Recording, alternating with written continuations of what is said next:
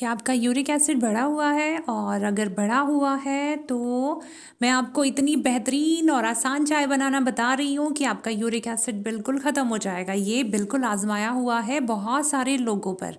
तो अब बताती हूँ मैं कितना आसान तरीका है। अब क्या करना है आपको, एक मग पानी लेना है आपने। जैसे चाय बनाते हैं नॉर्मली ऐसे ही आपने पानी लेके रखना है और गर्म होने के लिए उसमें आपने चाय की पत्ती डालनी है, सिर्फ चंद चुटकी, हद से हद 2 चुटकी या 3 चुटकी चाय की पत्ती डालनी है।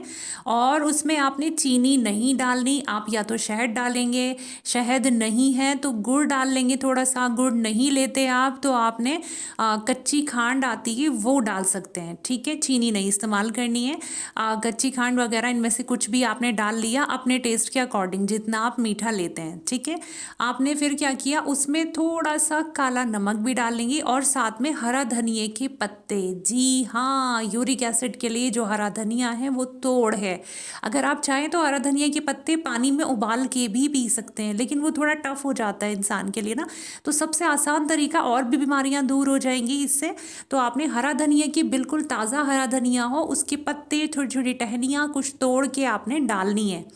किसमें, पानी में। जैसे ही आप पकने के लिए रख रहे हैं तो वो सिम कर दें आँच थोड़ा सा, धीरे धीरे वो जब पक जाएगा उसको आपने क्या करना है, फिर आपने छान लेना है मग में। और नींबू आपने जितना आप ले सकें, आधा नींबू या 1 नींबू, वैसे आधा नींबू ले सकते हैं, आधा नींबू निचोड़ लें। और ये आपकी यूरिक एसिड ख़त्म करने वाली चाय तैयार है। अगर आपको लगता है आपका हाजमा ख़राब है तो उसमें आप थोड़ा सा भुना हुआ ज़ीरा भी डाल सकते हैं, ठीक है। और अगर आपको स्किन की प्रॉब्लम्स हैं तो आप उसमें थोड़ा सा पुदीने के पत्ते भी डाल सकते हैं। लेकिन अगर आपको सिर्फ और सिर्फ यूरिक एसिड ख़त्म करना है तो आपने उसमें हरा धनिया के पत्ते डालने।